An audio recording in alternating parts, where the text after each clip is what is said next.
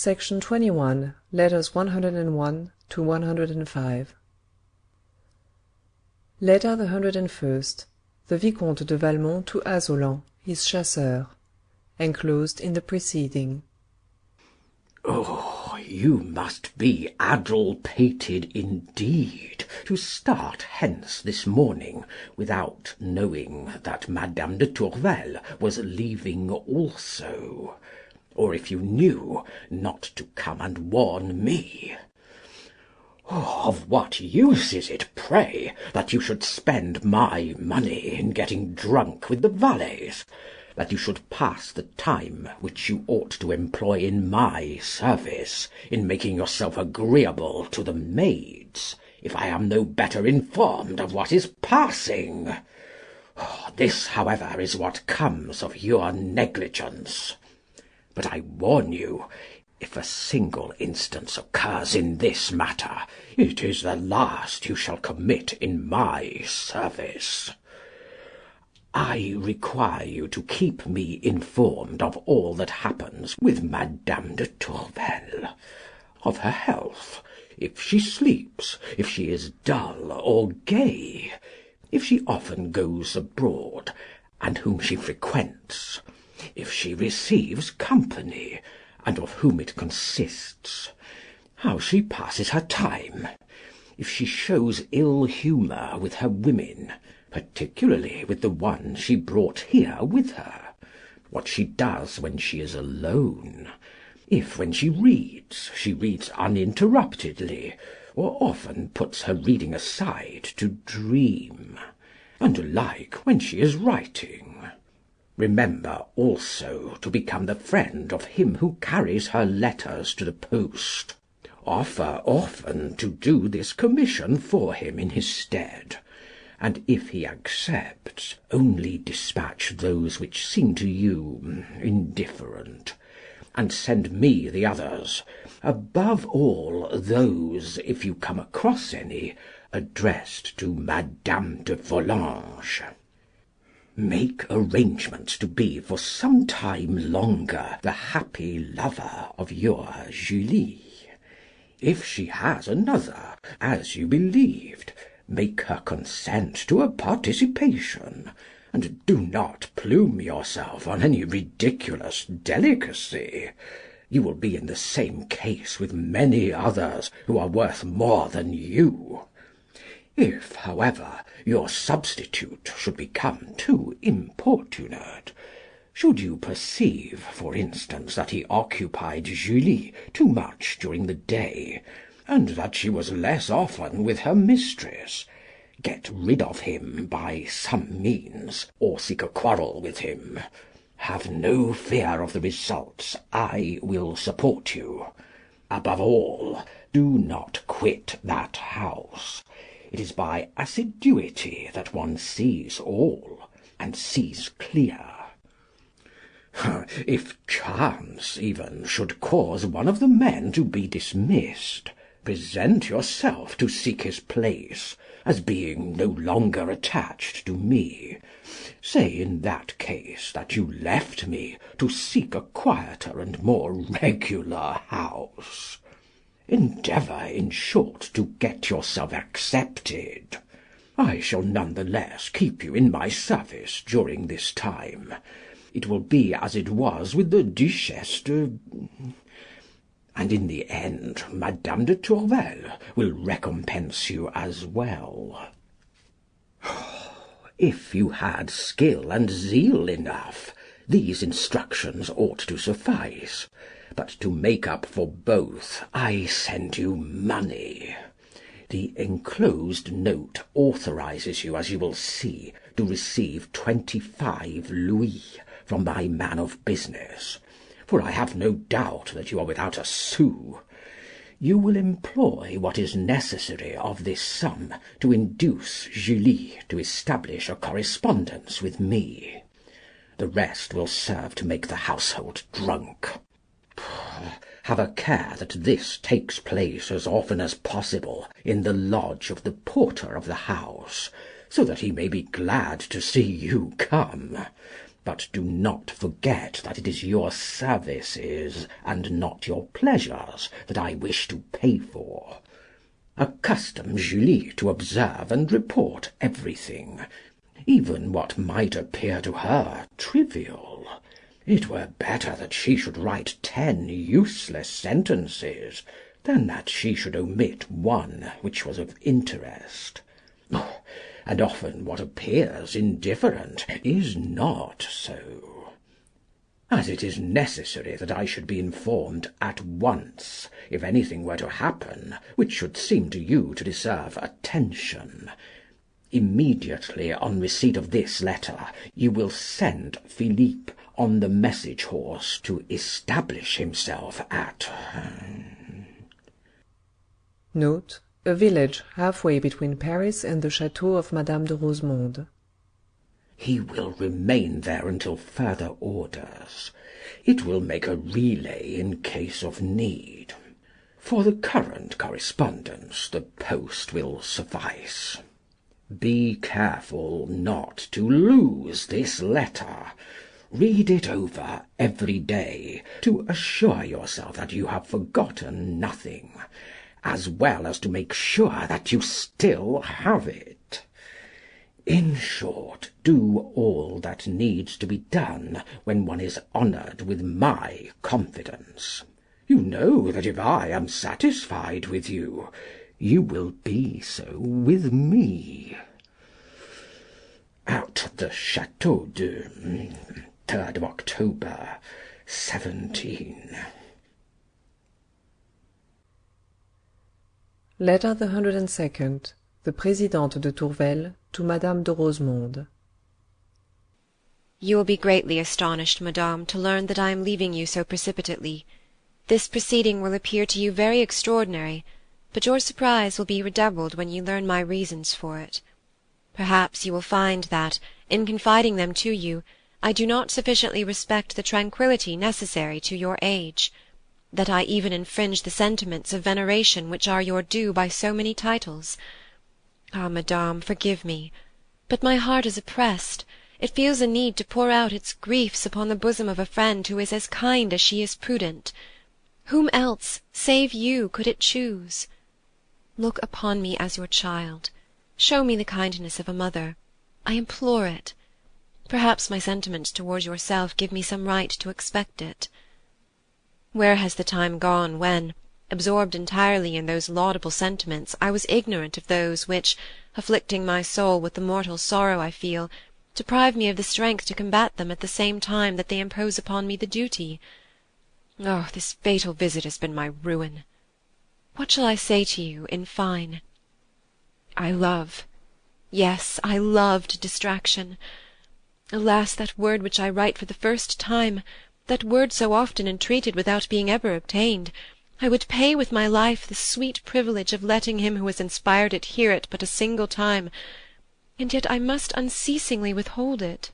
He will continue to doubt my feelings towards him. He will think he has cause to complain of them. I am indeed unhappy. Why is it not as easy for him to read in my heart as to reign there? Yes, I should suffer less if he knew all that I suffer, but you yourself, to whom I say it, will still have but a feeble idea of it. In a few moments I am about to fly from him and cause him grief. Whilst he will still believe he is near me, I shall already be far away. At the hour when I was accustomed to see him daily, I shall be where he has never been, where I must not permit him to come. Already all my preparations are complete. All is there beneath my eyes. I can let them rest on nothing which does not speak of this cruel separation. Everything is ready, except myself. And the more my heart resists, the more does it prove to me the necessity of submission to it. Doubtless I shall submit to it. It is better to die than to lead a life of guilt. I feel it already. I know it but too well. I have only saved my prudence. My virtue is gone. Must I confess it to you? What yet remains to me I owe to his generosity. Intoxicated with the pleasure of seeing him, of hearing him, with the sweetness of feeling him near me, with the still greater happiness of being able to make his own, I was powerless and without strength. Hardly enough was left to me to struggle. I had no longer enough to resist. Well, he saw my trouble and had pity on me. Could I do aught else than cherish him? I owe him far more than life. Ah, if, by remaining near him, I had but to tremble for that, do not suppose I had ever consented to go away. What is life to me without him? Should I not be too happy to lose it? Condemned to be the cause of his eternal misery and my own, to dare neither to pity myself nor console him, to defend myself daily against him and against myself, to devote my cares to causing him pain, when I would consecrate them to all his happiness. To live thus, is it not to die 1,000 times? Yet that is what my fate must be. I will endure it, however. I will have the courage. O you, whom I choose for my mother, receive this vow. Receive also that which I make, to hide from you none of my actions. Receive it, I beseech you. I beg it of you as a succour of which I have need. Thus, pledged to tell you all, I shall acquire the habit of believing myself always in your presence. Your virtue shall replace my own. Never doubtless shall I consent to come before you with a blush, and restrained by this powerful check, whilst I shall cherish in you the indulgent friend, the confidant of my weakness, I shall also honour in you the guardian angel who will save me from shame. Shame enough I must feel, in having to make you this request.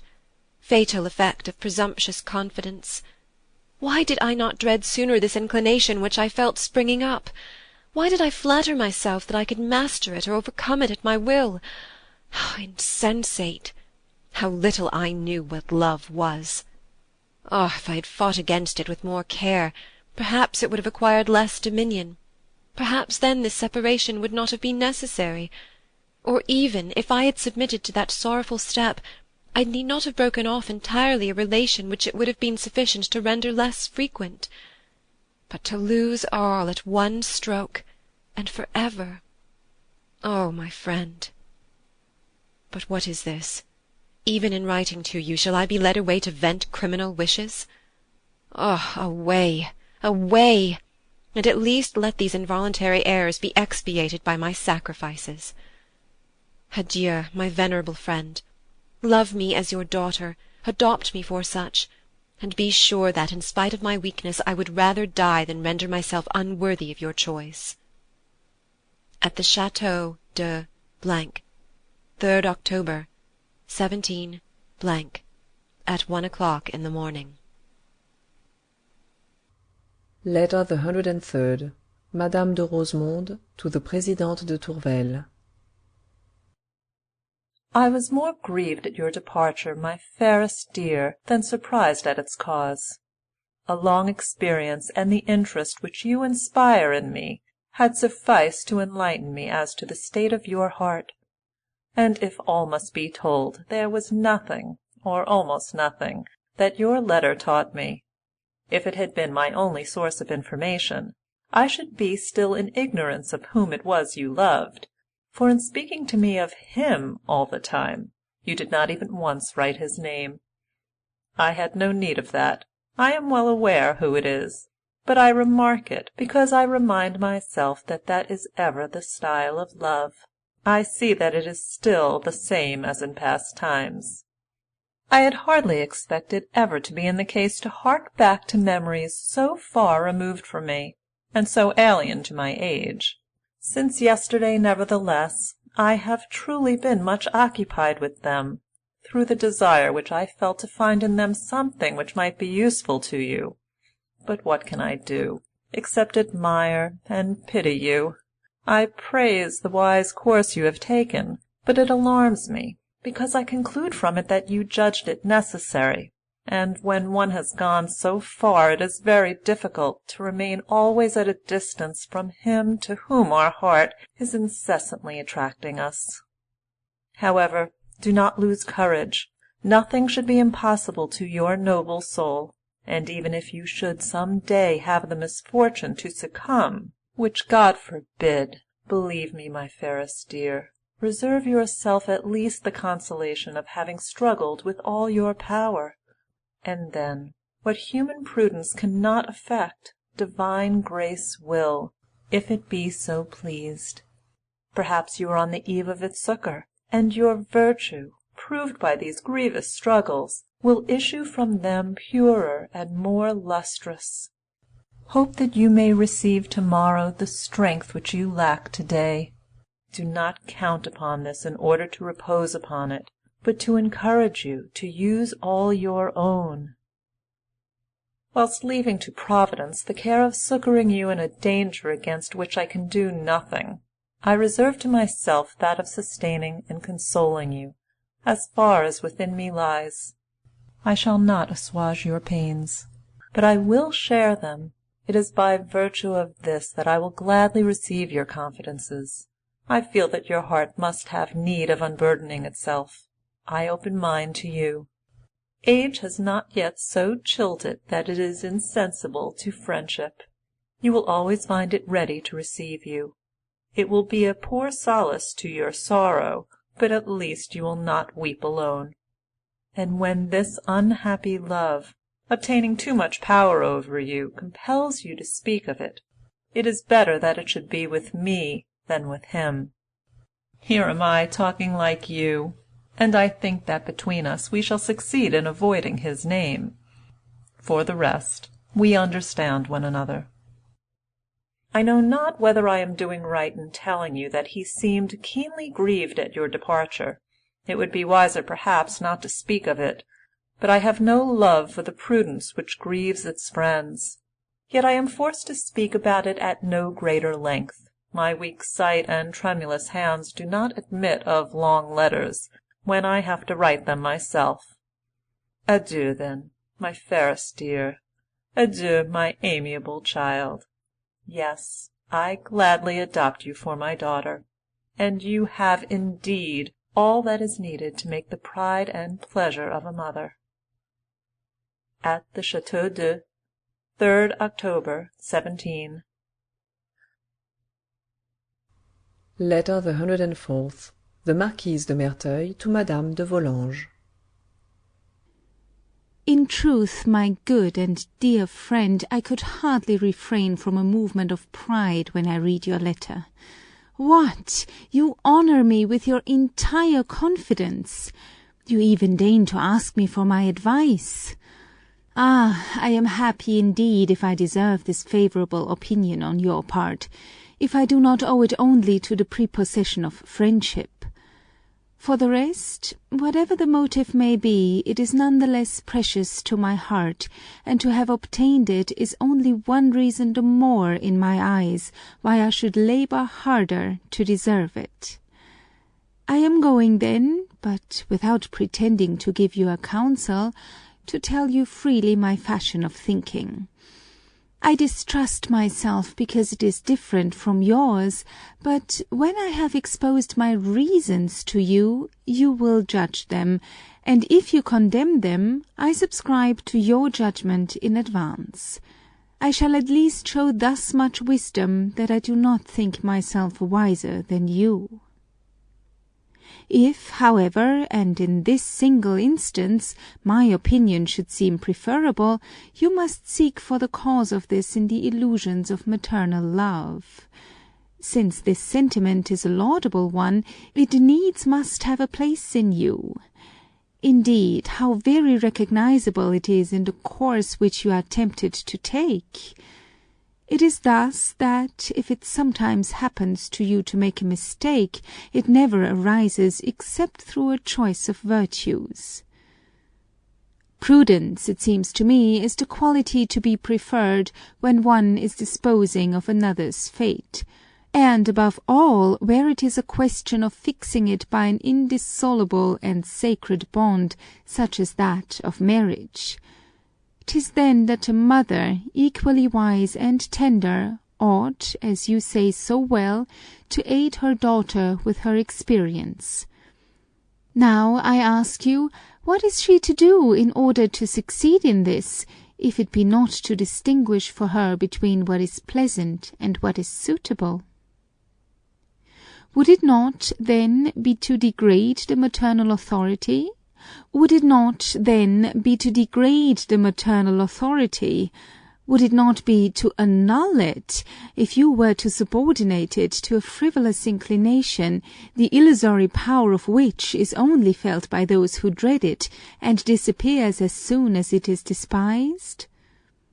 For myself, I confess, I have never believed in these irresistible and engrossing passions, through which it seems we are agreed to pay general excuses for our disorders.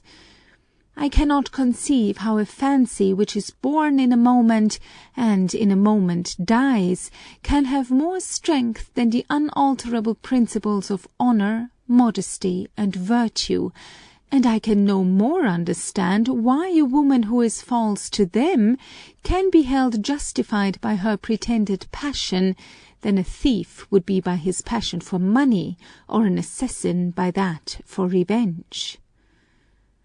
Ah, who is it there that can say that she has never had to struggle? But I have ever sought to persuade myself that, in order to resist, it sufficed to have the will, and thus far, at least, my experience has confirmed my opinion. What would virtue be without the duties which it imposes? Its worship lies in our sacrifices, its recompense in our hearts. These truths cannot be denied except by those who have an interest in disregarding them, and who, already depraved, hope to have a moment's illusion by endeavouring to justify their bad conduct by bad reasons. But could one fear it from a shy and simple child, a child whom you have borne, and whose pure and modest education can but have fortified her happy nature? Yet it is to this fear, which I venture to call humiliating to your daughter, that you are ready to sacrifice the advantageous marriage which your prudence has contrived for her. I like Danceny greatly, and for a long time past, as you know, I have seen little of Monsieur de Gercourt, but my friendship with the one and my indifference towards the other do not prevent me from feeling the enormous difference which exists between the two matches. Their birth is equal, I admit, but one is without fortune, whilst that of the other is so great that, even without birth, it would have sufficed to obtain him everything. I quite agree that money does not make happiness, but it must be admitted also that it greatly facilitates it. Mademoiselle de Volanges is rich enough for two, as you say. However, an income of 60,000 livres, which she will enjoy, is not overmuch when one bears the name of Danceny, when one must furnish and maintain a house which corresponds with it. We no longer live in the days of Madame de Sévigné. Luxury swallows up everything.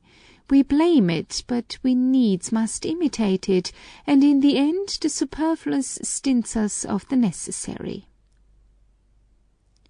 As to the personal qualities which you count for much, and with good reason, Monsieur de Gercourt is assuredly irreproachable on that score, and as for him, his proof is over. I like to think, and in fact I do think, that Danceny is no whit his inferior, but are we as sure of that?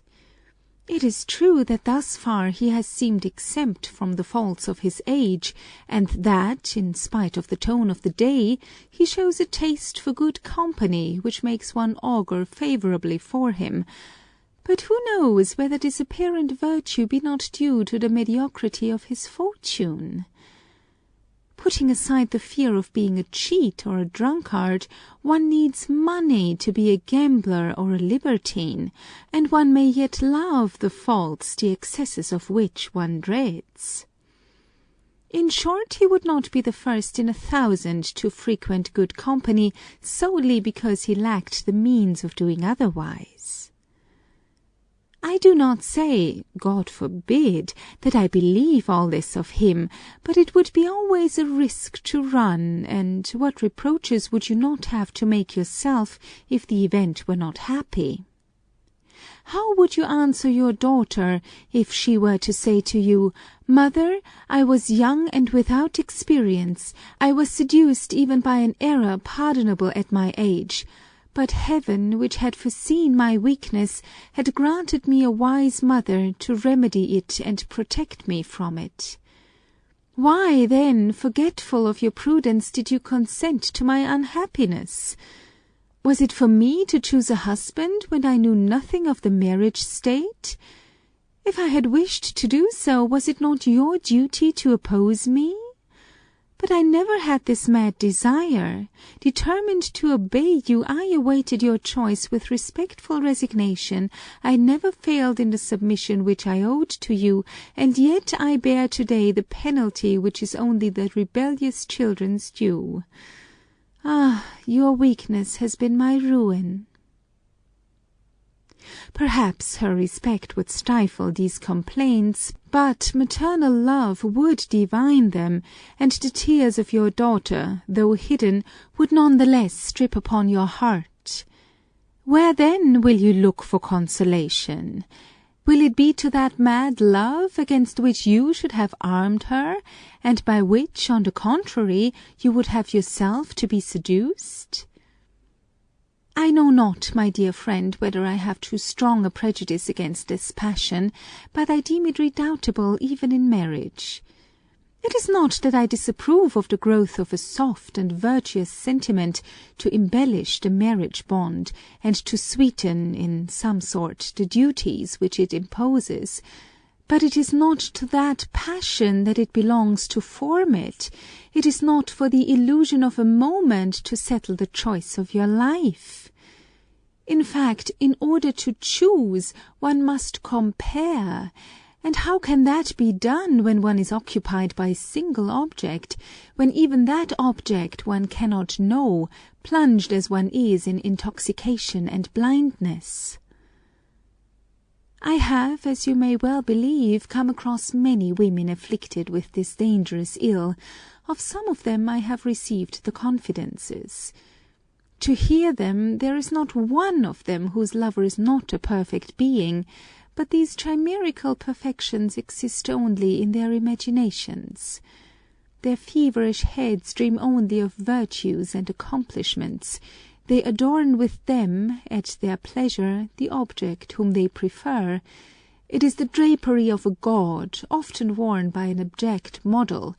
But whatever it may be, hardly have they clothed it, than, the dupes of their own handiwork, they prostrate themselves to adore it. Either your daughter does not love Danceny, or else she is under the same illusion. If the love is reciprocal, it is common to both. Thus your reason for uniting them for ever resolves itself into the certainty that they do not and cannot know each other. But you will ask, do Monsieur de Gercourt and my daughter know each other any better? No, doubtless, but at least they are simply ignorant, they are under no delusion. What happens in such a case between two married persons, whom I assume to be virtuous? Each of them studies the other, looks face to face at the other, seeks and soon discovers what tastes and wishes he must give up for the common tranquillity. These slight sacrifices are not irksome, because they are reciprocal and have been foreseen. Soon they give birth to mutual kindness, and habit, which fortifies all inclinations which it does not destroy, brings about, little by little, that sweet friendship, that tender confidence, which, joined to esteem, form, so it seems to me, the true and solid happiness of marriage. The illusions of love may be sweeter, but who does not know that they are less durable? And what dangers are not brought about by the moment which destroys them? It is then that the least faults appear shocking and unendurable, by the contrast which they form with the idea of perfection which had seduced us.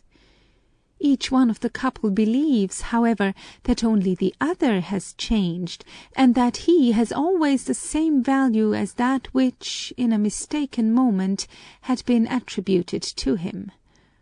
The charm which he no longer experiences, he is astonished at no longer producing. He is humiliated at this. Wounded vanity embitters the mind, augments injuries, causes ill humour, begets hate, and frivolous pleasures are paid for, finally, by long misery. Such, my dear friend, is my manner of thinking upon the subject which occupies us. I do not defend it, I simply expound it. 'Tis for you to decide. But if you persist in your opinion, I beg you to make me acquainted with the reasons which have outweighed my own. I shall be glad indeed to gather light from you, and, above all, to be reassured as to the fate of your amiable child, whose happiness I ardently desire, both through my friendship for her, and through that which unites me to you for life. Paris, 4th of October, 17... Letter the 105th, The Marquise de Merteuil to Cécile Volanges. Well, well, little one, so here you are quite vexed, quite ashamed. And that Monsieur de Valmont is a wicked man, is he not? How now? He dares to treat you as the woman he would love the best. He teaches you what you are dying with desire to know. In truth, these proceedings are unpardonable. And you, on your side, you wished to keep your virtue for your lover, who does not abuse it. You cherish only the pains of love, and not its pleasures. Nothing could be better, and you will figure marvellous well in a romance. Passion, misfortune, above all, virtue, what a heap of fine things! In the midst of this brilliant pageant one feels ennui sometimes, it is true, but one pays it back. See the poor child, then, how much she is to be pitied. Her eyes looked worn the day after. What will you say, pray, when it's your lovers that look thus? Nay, my sweet angel, you will not always have them so. All men are not Valmonts. And then not to dare to raise those eyes! Oh, in truth, you were right there. Everybody would have read in them your adventure. Believe me, however, if it were so, our women and even our damsels would have a far more modest gaze. In spite of the praise I am forced to give you, as you see, I must, however, admit that you failed in your chef-d'œuvre, which was to have told everything to your mamma. You had started so well. You had already thrown yourself into her arms, you sobbed, she also wept. What a pathetic scene! And what a pity not to have completed it! Your tender mother, quite ravished with delight, and to assist your virtue, would have shut you up in a convent for the rest of your life, and there you could have loved Danceny as much as you wished, without rivals and without sin. You could have broken your heart at your ease, and Valmont, assuredly, would not have come to trouble your grief with vexatious pleasures. Seriously, at past 15, can one be so utterly a child as you are? You are right indeed to say that you do not deserve my kindness. Yet I would be your friend. You have need of one, perhaps, with the mother you possess, and the husband whom she would give you. But if you do not form yourself more, what would you have one do with you? What can one hope for, when that which generally excites intelligence in girls seems, on the contrary, to deprive you of it? If you could bring yourself to reason for a moment, you would soon find that you ought to congratulate yourself instead of complaining. But you are shamefaced, and that disturbs you. Well, calm yourself. The shame caused by love is like its pain. It is only experienced once. Indeed, one can feign it afterwards, but one no longer feels it. The pleasure, however, remains, and that is surely something. I think even that I gathered the fact, from your little chattering letter, that you were inclined to count it for much. Come now, a little honesty. That trouble which prevented you from acting as you spoke, which made you find it so difficult to resist, which made you feel as though you were sorry when Valmont went away, was it really shame which caused it, or was it pleasure? And his way of saying things to which one does not know how to answer, may that not have arisen from his way of acting? Ah, little girl, you are fibbing, and you are fibbing to your friend. That is not right. But let us leave that. What would be a pleasure to anybody, and could be nothing else, becomes in your position a veritable happiness.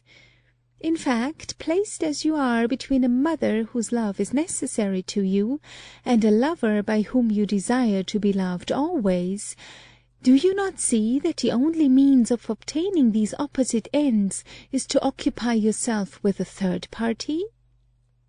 Distracted by this new adventure, whilst in your mamma's eyes you will have the air of sacrificing to your submission an inclination which displeases her, in the eyes of your lover you will acquire the honour of a fine defence. Whilst assuring him incessantly of your love, you will not grant him the last proofs of it.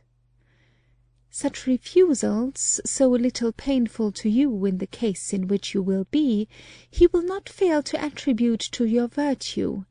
He will complain of them, perhaps, but he will love you more for them, and to obtain the double merit of having sacrificed love in the eyes of one, of resisting it in those of the other, will cost you nothing more than to taste its pleasures. Oh, how many women have lost their reputation which they would have carefully preserved, had they been able to retain it by similar means! Does not the course which I propose to you seem to you the most reasonable, as it is the most pleasant? Do you know what you have gained from that which you have adopted? Only that your mamma has attributed your increased melancholy to an increase of love, that she is incensed at it, and that, to punish you, she only waits for additional proof. She has just written to me. She will make every attempt to extract the admission from you. She will go so far, she told me, as to propose Danceny to you as a husband, and that in order to induce you to speak. And if, letting yourself be beguiled by this deceitful tenderness, you answered as your heart bade you, soon, confined for a long time, perhaps for ever, you would weep for your blind credulity at your leisure.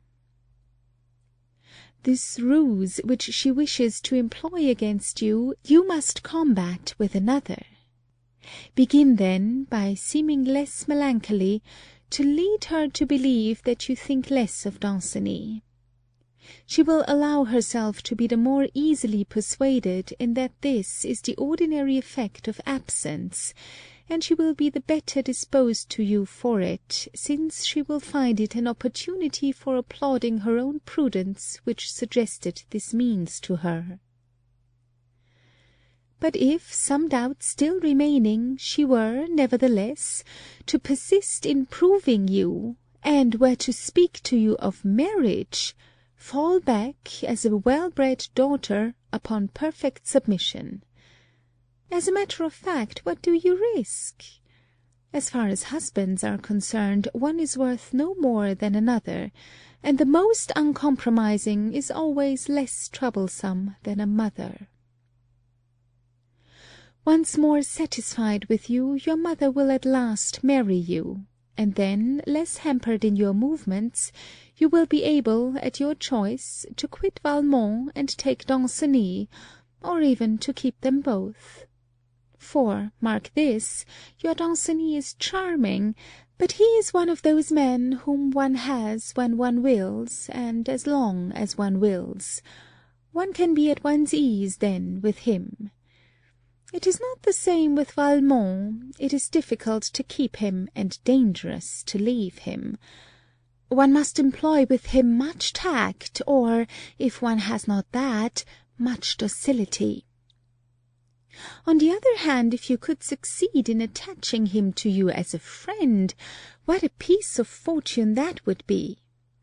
He would set you at once in the first rank of our women of fashion. It is in this way that one acquires consideration in the world, and not by dint of tears and blushes, as when your nuns made you take your dinner on your knees. If you are wise, then, you will endeavour to be reconciled with Valmont, who must be mighty wroth with you, and as one should know how to repair one's follies, do not fear to make a few advances to him. Besides, you will soon learn that, if men make us the first ones, we are almost always obliged to make the second. You have a pretext for them, for you must not keep this letter, and I require you to hand it to Valmont as soon as you have read it. Do not forget, however, to seal it beforehand. First, in order to secure for yourself the merit of the step you are taking with regard to him, and to prevent your having the air of being advised to it, and secondly, because there is no one in the world, save yourself, of whom I am sufficiently the friend to speak to as I do to you. Adieu, sweet angel. Follow my advice, and you shall tell me if you feel the better for it. P.S. By the way, I was forgetting. One word more. Look to it that you cultivate your style more. You write always like a child. I quite see whence it arises. It is because you say all that you think, and no whit of what you do not think. That may pass between you and me, who have nothing to hide from one another, but with everybody, with your lover above all. You would always have the air of a little fool. You must remember that, when you write to any one, it is for him and not for yourself. You must, therefore, think less of telling him what you think than what will give him most pleasure. Adieu, sweetheart. I kiss you instead of scolding you, in the hope that you will become more reasonable. Paris, 4th of October, 17